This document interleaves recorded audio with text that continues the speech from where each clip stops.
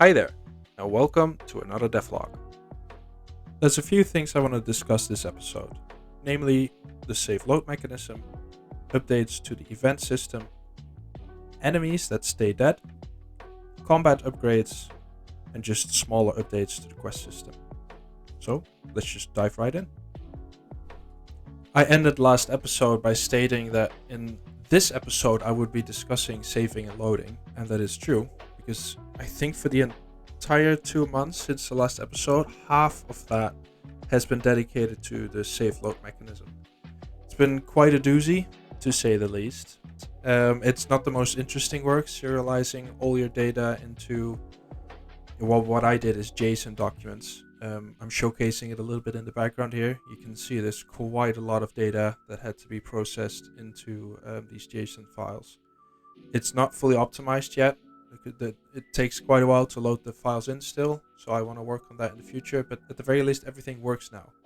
Quests are serialized, cities are serialized, the terrain is serialized, events are serialized, pretty much everything.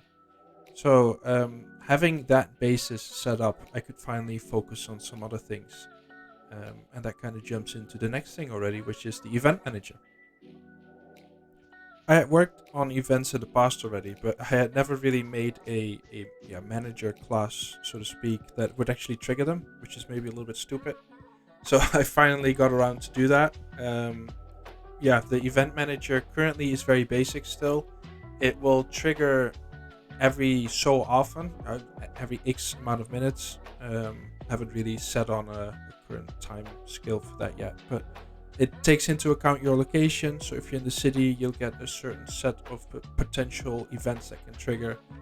Same goes for if you're on the main road, or if you're in the wilderness, or if you're at a specific point of interest. I also made a new event, which is what I call internally an NPC Walkup Event. This currently gets triggered when you're walking on the main road.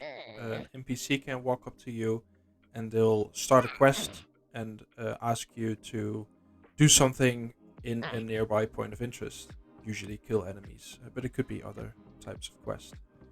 Funny thing is that when I shared a short on this quest a while ago, I got a really insightful comment on it, highlight it here, that really made me think. So I've kind of took a step back, because initially my plan was always to have enemies spawn like it does in the Dark Souls games. So you go to a bonfire, all enemies reset. That doesn't really make sense for my game, for Prophecy Island, because one of the things I want the player to do is enjoy the island, but also be pushed to go to a next iteration of the island. And one of the ways to do that is to have resources be depleted, so enemies die and stay dead. You can't just farm them all the time. And that's what I've done. So starting with this quest, initially it would just generate a random quest on the spot. Now it will actually take into account quests that are already existing. And if not, it will generate a quest, but only for points of interest that have not been claimed by a quest yet. And that's a nice segue into the next point, which is all enemies stay dead.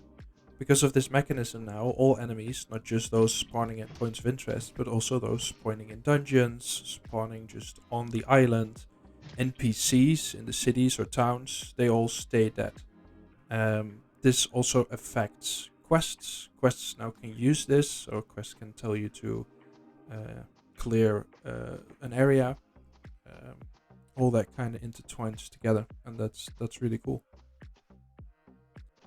Although those two parts took by far the most time in the last 2 months, I also have a few other, I guess, quick wins that I want to show off that are really cool. Starting with combat, which I also promised in the last video that I would be working on, and I'm still working on that. The parts I worked on this time are stamina usage, similar to how it works in the Souls games. You attack, you roll. I don't do it for running yet. I'm not sure what to do with that yet. I know in Elden Ring, if you run out of combat, it doesn't use the stamina, but in combat it will.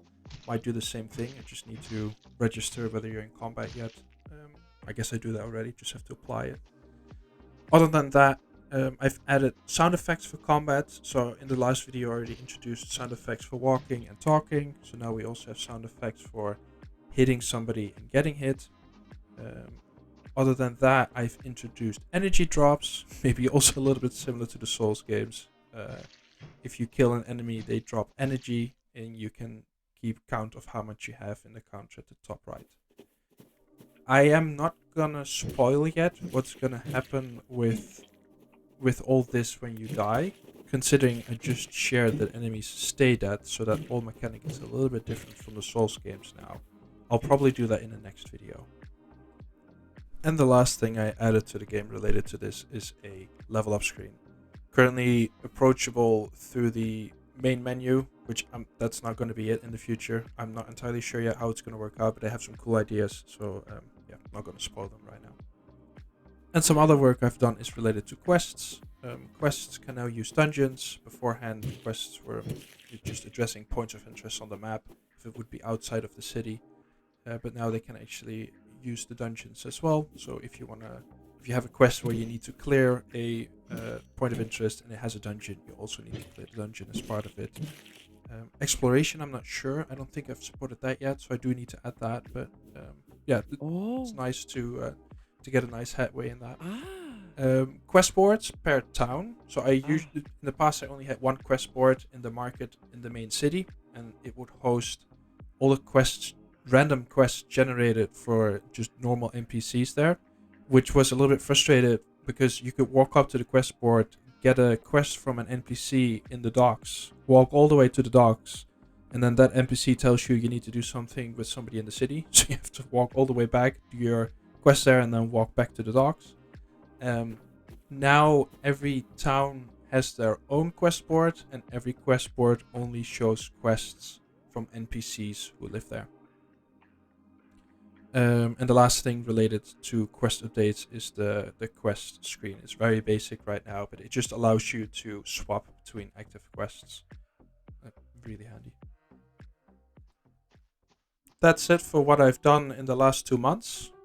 Next up is what I'm going to be working on in the next month or 2 months. I don't know when the next video will come out. Still very, very focused on getting a playable demo out. I really want to participate in one of the next fests from Steam. So for next time, I'm going to be focusing a lot on content. A lot of the basic systems are there now. So I want to focus again a lot on combat. So I'm going to be adding a lot of enemies. I'm going to be adding a lot of weapons, a lot of variety.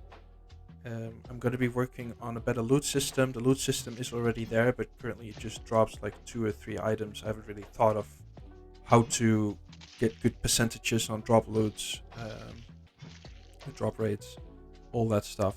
So I'm going to be focused on that. And other than that, I'm going to be focused on faction point of interests.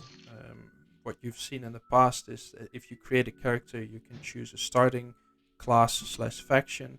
Factions play a bigger role in the main storyline in that regard, and there's going to be some point of interest on the map that are related to that. So yeah, I'm going to be focusing on that too.